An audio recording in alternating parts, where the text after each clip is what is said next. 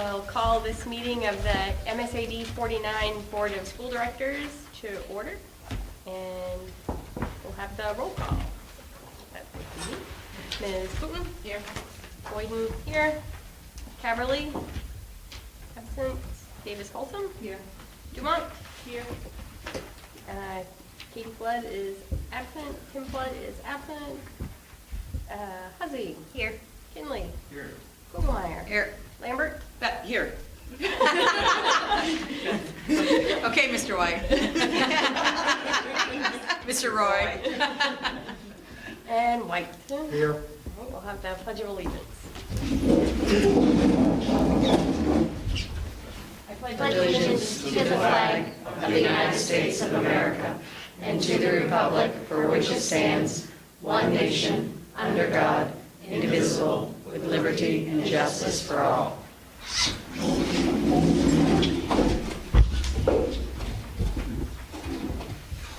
I would entertain a motion to accept the minutes of the January 2nd, 2020 board meeting.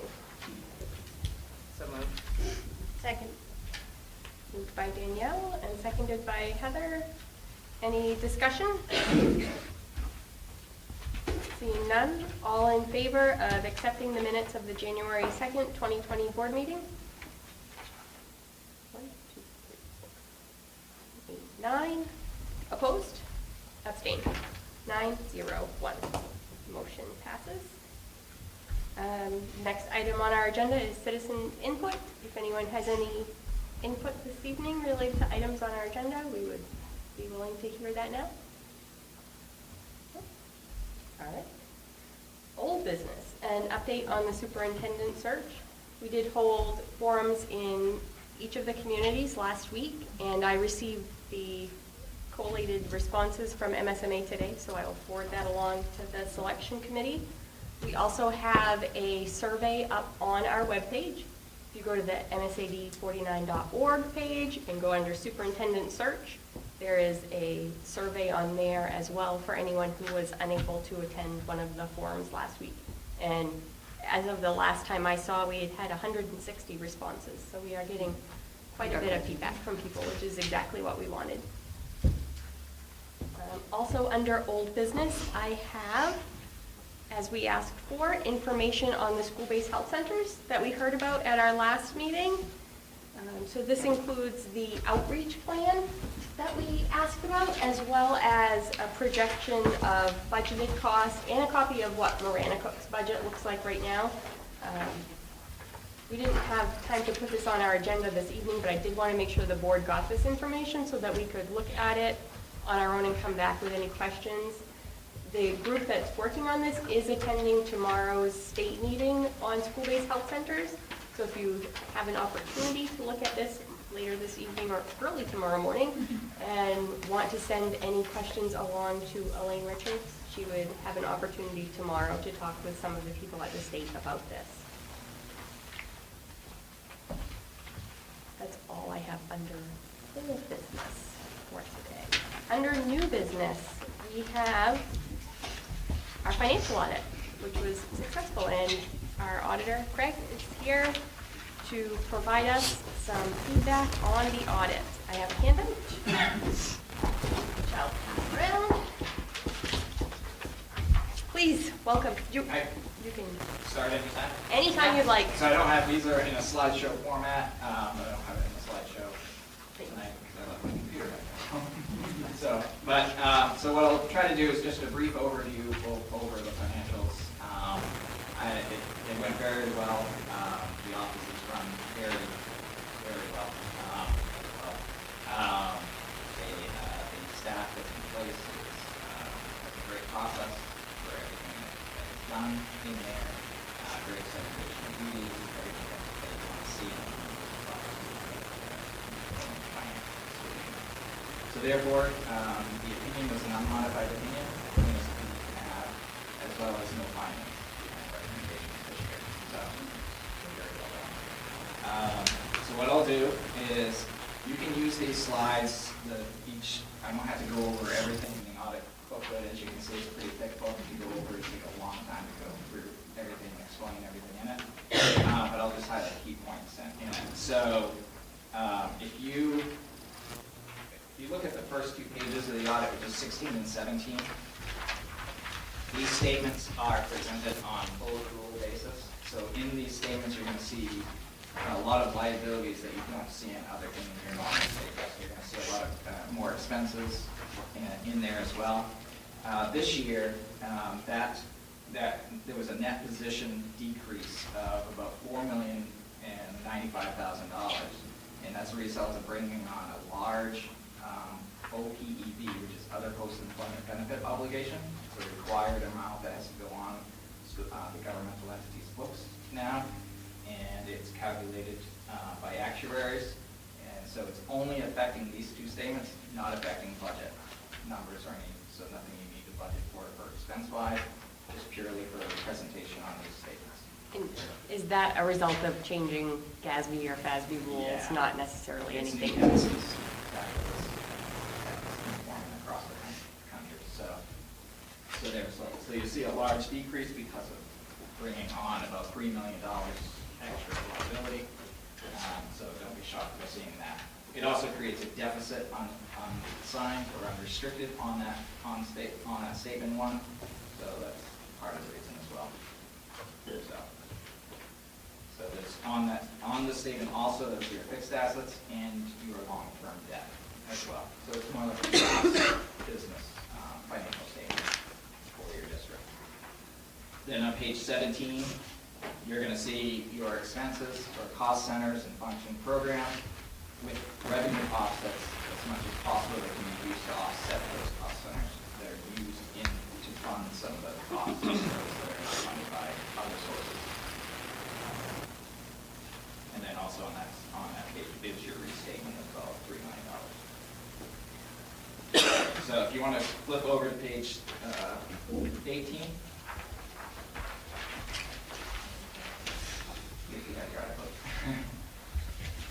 Those in these pages are your funds, separate funds. So you have your general fund, which is your regular operating budget fund. You have your special revenue funds. You have the debt service fund. You have your capital projects. So you have many different funds. Your key focus is usually on your general fund, which is your regular operating fund. So in there, you're going to see your breakdown about your fund balances on that page, broken down by type and the type of restrictions that you have. So you have some restricted items, you have some assigned, and some unrestricted.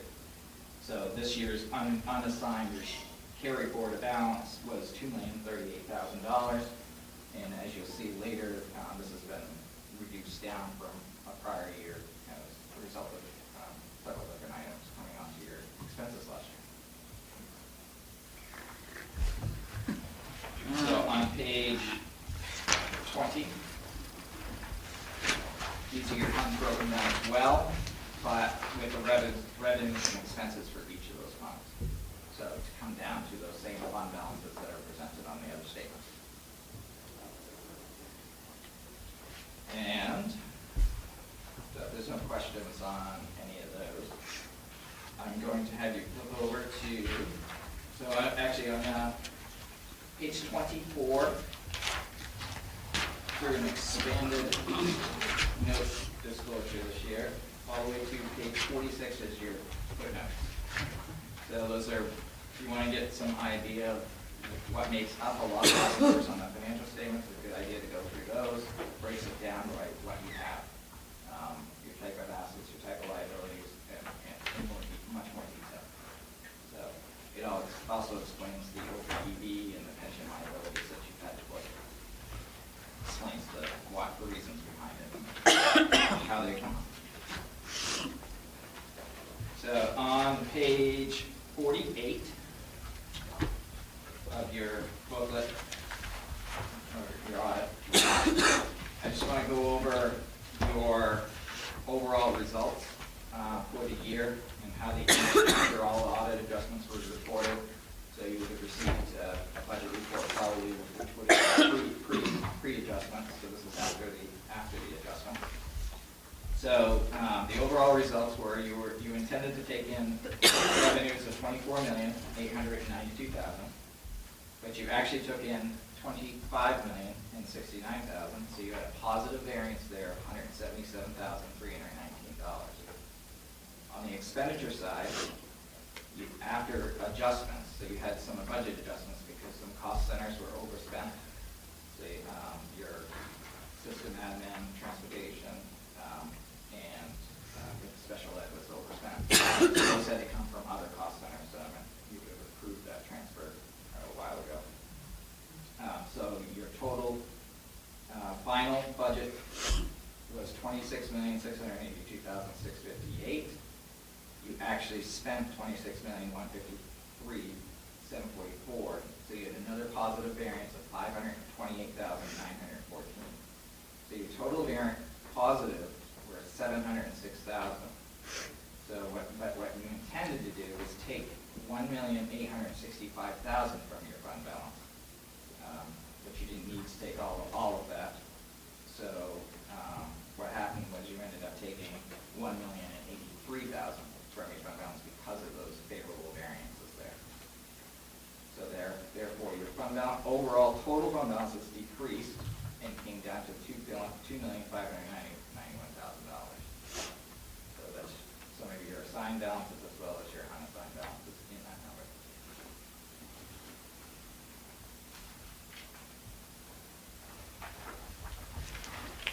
So that's it in a nutshell, basically. That's all I'm Do you have any recommendations for us? I would say to keep up with, the processes in place. The key things to keep in mind are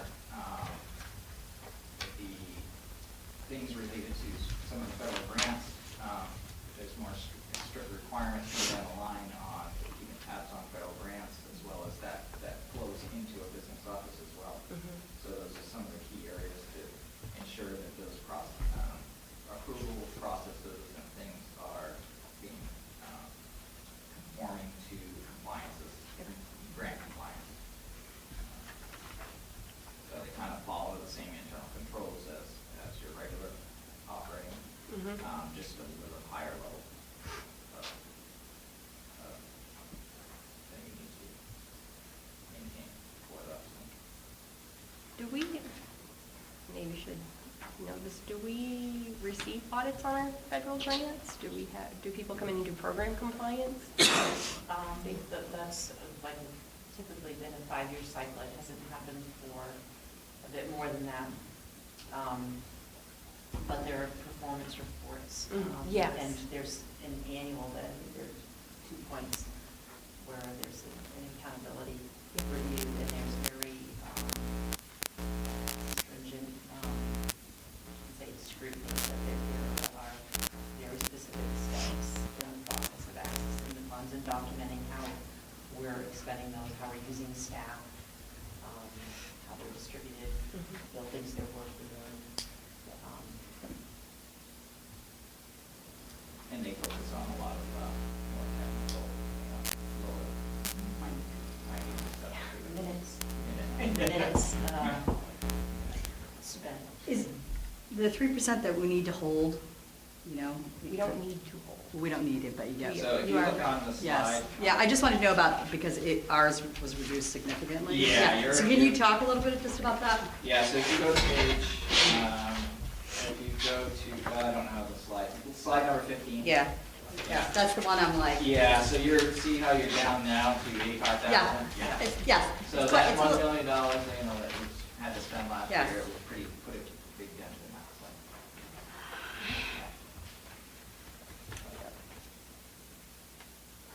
But no red flag, I mean, are you No, concerned? I don't foresee it because it's on a 3-year rolling Rolling, average, and you got okay. a plan in place, and as long as you keep that plan in place. Right, as long as we keep the plan in place. Exactly. Yeah, okay. That's all that they're looking for.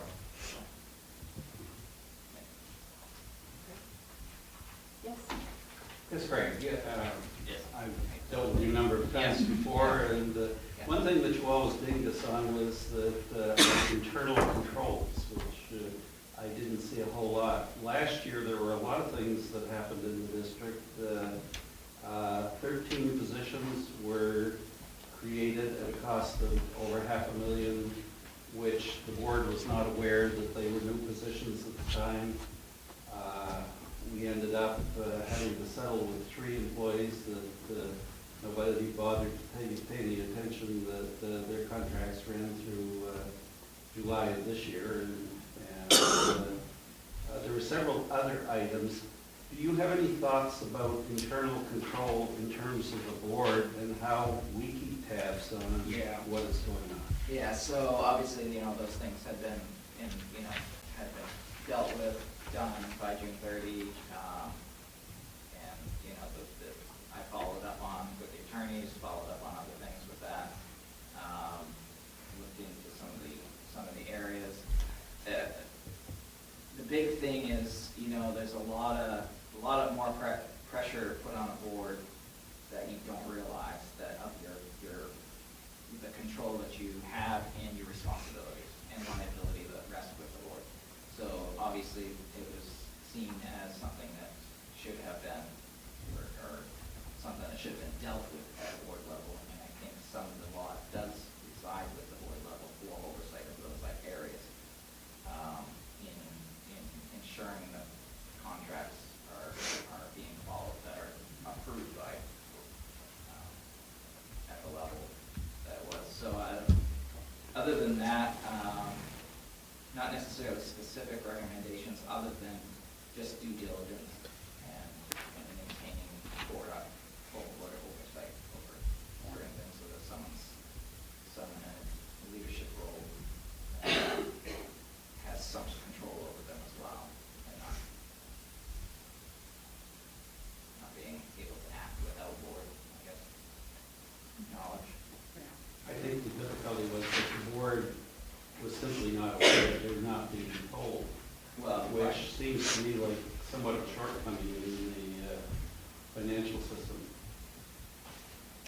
Well, yeah, I mean, that would be probably at the superintendent, at the administration level, but it's also, the board could also inquire as well.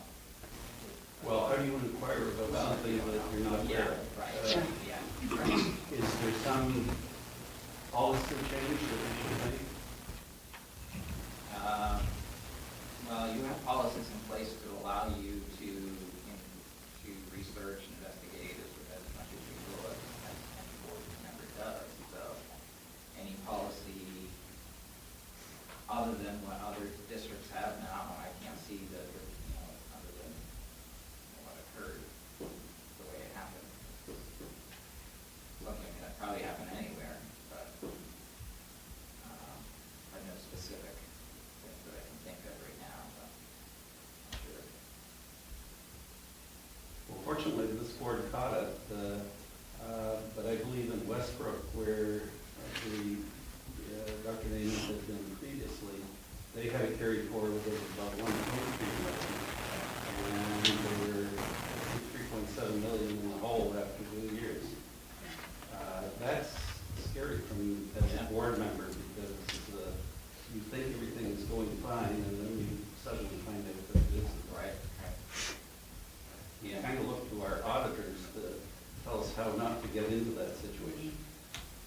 Yeah, well, there's a lot of it legal too, so there's a lot of legal aspects to what occurred, so in which case Drummond isn't involved in a lot of that board policy and a lot of that.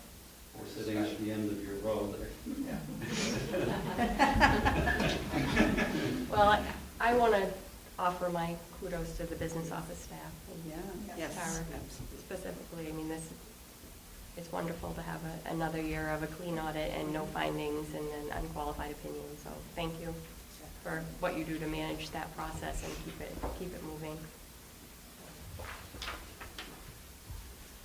Any other questions for Craig? Thank you very much. I appreciate it. Thank you. Thank you. Great. Okay, I do have one item that I would like to talk about under new business, just to get kind of a consensus of the board. Today was a snow day, in case you didn't know, there was no school today. And when that happens, We do have a board policy, IGDJ, which sort of outlines that there are no other after-school activities that happen unless there's an exception. One of the activities that was canceled today was the Les Mis performance. So that's disappointing for people. And what we would like to have happen, is Kaylee the director? Kaylee Smith would like to be able to offer a performance on Sunday. We, in general, have within the same policy a statement that no school organization shall rehearse, practice, or participate in any activity on Sunday, with the exception of those approved by the administration. So Ms. Smith has approached the administration about, is there an opportunity that they could offer the performance on Sunday? And Mrs. Herson would just, in general, like the opinion of the board about if we would be supportive of allowing that to happen. So does anybody have any concerns about us having the performance on Sunday? I know the kids have worked hard. Maybe looking at postponing Saturdays. I know it's Saturdays, weather is. Performances on Saturdays, so. What is the cost, though? I mean, and we're gonna be asking people to work who normally wouldn't work on Sundays, and so I think that's my only concern, kind of Total question. cost. Yeah. I could look into that, but we've already paid for the The orchestra? musicians to Yeah. travel up, So- and that is. That would be a range of sunk six. cost. Yeah. We've already paid for that. I mean, I think as long as staff, I don't know, would feel okay, because some people don't want to work on Sundays. So we need to honor that for them if that is their, We have some custodial coverage on Anyway. But it's the cleaning of the auditorium after, and it might not necessarily need to occur on Sunday. Sunday. Right. Kaylee is the person who is usually present in the facility when any use is occurring. So there's no cost there for a person operating that. So general These consent. kids have put all this time and this is that's a lot of work. no, I'm just like, Yeah. we gotta ask. I know, but they, and Sure. there's Sure. potentially no. And it's the Saturday where there are two shows, Yeah. so. Only 3 to 5 inches. It's all good, my friend, if you don't live in There Maine. were people trying to get in tonight when I came in. I didn't know it was We did canceled. put a call out, but it Yeah. just went to our own households, yeah. I think it went up, it should have on Facebook. maybe. Yeah, I It saw did, it did. Okay, all right. Yeah. It was So- scrambling. General consensus that Yeah. we, All right, thank you. Sure. all. Much appreciated. They shall all have bread.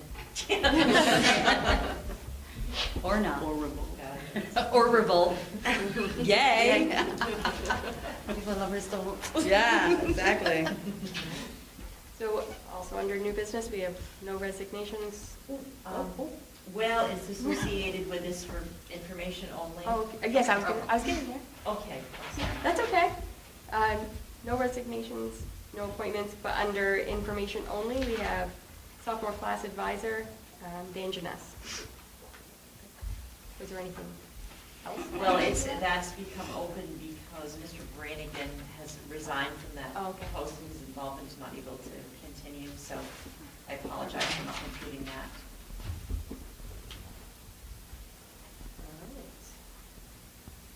Now we will go to committee reports. Who would like to go first? Education? Sure. So the Cora? Education Programs Committee met on Monday. We talked about the transportation survey. We haven't gotten that out. We didn't want to inundate the community with two different surveys going on at the same time. Hopefully it'll be out and ready by the 27th of January. We also had a small presentation about the Siemens academic and workforce development programs. This is where Siemens would come in to the district to do energy audit, which is used a lot during the meeting. And what they would do is incorporate the students while doing the energy audit using STEM application. And hopefully there'll be a full board presentation in the near future from Siemens. Right, okay. Also, KVCC has partnered with our district to offer a health sciences preparation certificate program. And our next meeting is on February 10th at 6 p.m. at the Lawrence Junior High School Library. Okay. Just before this meeting, we held our Finance and Facilities Committee meeting. We spent quite a bit of time talking about the budget for next year. And one of the big things that I've asked for in the past, and we have this year, is a projection of the budget impact of negotiated salary increases, anticipated health insurance increases, so we can try to get a scope of this is what we're talking about without anything else, without blending in the cost of oil and gas and any of that. These are just projected increases for staff who are covered by collective bargaining agreements. It includes a 2% assumption for staff who are not in collective bargaining agreements.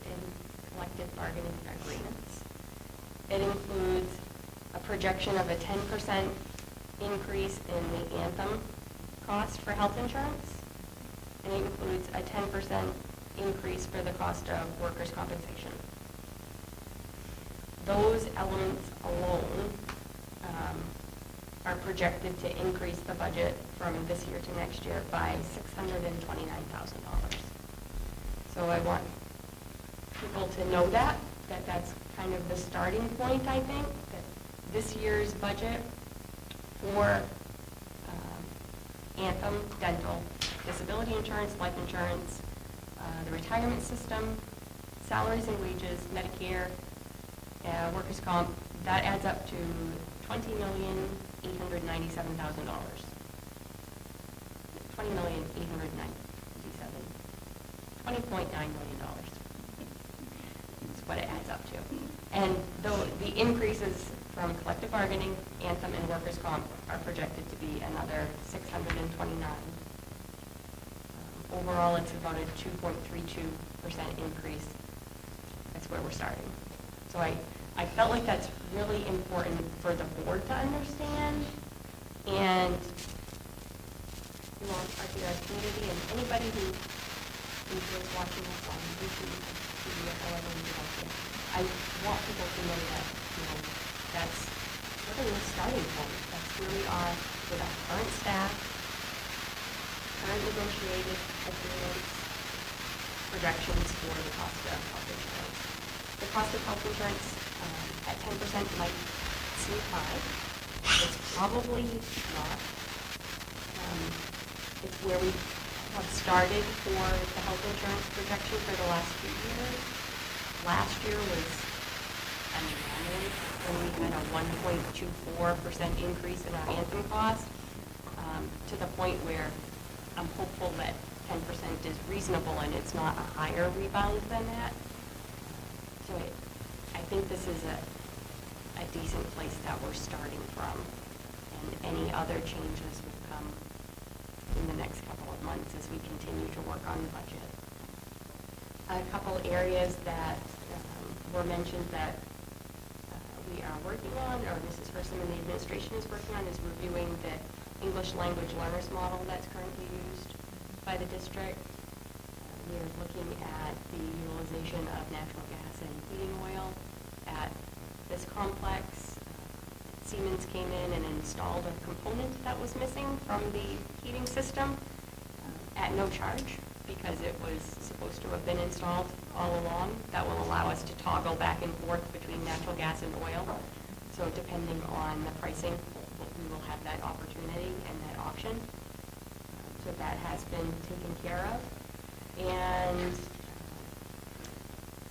we will be developing a timeline for the budget, working back from when the referendum will be in June to when the warrant articles have to be held in May, to when the board needs to approve the budget, and working back to make sure that we leave enough time to do this work and to get the feedback that we're looking for as Danielle mentioned, the education committee is looking at the transportation issue, and that's because that was one of the priorities for the board for the year, was to evaluate the earlier start time and the transportation costs, and we're looking at that from an educational and fiscal impact. Another thing that the ed committee is looking at is the multi-age classroom option, one of the educational and the fiscal impact, so that we can make a decision about whether or not to include that in the budget, considering both pieces of that. As far as what that is selection committees, right, for themselves. Also, what we touched on with the financing facilities was biodegradable lunch kits. And Dan Chamberlain is exploring that with Fudemaki. We looked at it a couple of years ago, but Fudemaki could not sell quite directly at that time. So there was a cost that was not quite feasible. But now it has been worked out that they could sell to us directly. So he is exploring that as an option. We currently use biodegradable grades, I think you guys mostly hear at the high school complex, and there would be potential cost savings associated with dishwashing, so water, and that sort of stuff. So that is another area that we're looking at. From the finance and facilities committee. Anybody want to touch on selection? Selection committee met last week, and we had about 8 proposals. This is for the hiring of the initial architect, which kind of outlines the scope of the project and helping us. We have the option, obviously, sticking with that firm, or we could switch firms when it comes to the actual design of the building. The committee consists of Roy, Katrina, Neil, and myself, and we're scheduled to go on the road next week, visiting schools on Tuesday and Thursday. And I can't remember all 5, but there's Jefferson Elementary, Captain Stevens Elementary, in Belfast, Central Community, and Messalonsky, and Mill Street, yes. In North Block, yeah. I think that will be very valuable. I've been to 2 of the schools already, so, and the idea is that we get a chance to talk with people, we see what the firm has done, and that would prepare us to make a selection interview with the architectural firm. Great. One item that crosses in between selection committee for the architectural firm and finance, in 2017, the board put a warrant article in our budget vote, and it was approved by the communities to set aside $500,000 for capital construction. So we are very fortunate because we do have to pay some of the upfront costs associated with the school construction project. We will have to hold a budget meeting with that one warrant article so that the community can vote to allow us to utilize that money that was set aside. But because in 2017 the board did plan for that, we don't have to go out and ask the taxpayers to raise funds for that at this point. So we are feeling extremely fortunate that that foresight was there and that resource was there for us. Dedicated specifically. Dedicated specifically for capital. At the suggestion of our auditor, Mr. Costello, who just left. We could thank him as well. He offered that as a suggestion. Negotiations. We'll give an update when we need to, but, Okay. yeah. We're continuing on.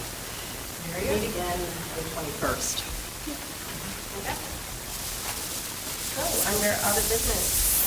The wellness. We have a wellness committee for the district, and it requires a board member participation. So, if anyone would like to volunteer, Mrs. Person, we should at least one volunteer for the wellness committee. So when do they meet? our Assistant Superintendent Patricia Fox is scheduling those. There is one upcoming. It's not of great frequency. If you're interested, I can talk to you more about that. It comprises of administration, school staff, student requirements, part of our policy. Maybe if you could give the date of the... I have 3 business on that. Okay, fantastic. So if there's anyone else who would like to join, I would imagine we have more than one board member. So if anybody would like to participate, feel free to reach out. Sure. Sorry, I understand. I would entertain a motion to go into executive session pursuant to 1 MRSA Section 405 to consult with legal counsel. So moved. By Carla and seconded by Danielle. To go into executive session pursuant to 1 MRSA Section 405 to consult with legal counsel. All in favor? 10. Opposed and 10-0-0. So we will go into executive session at 7:36.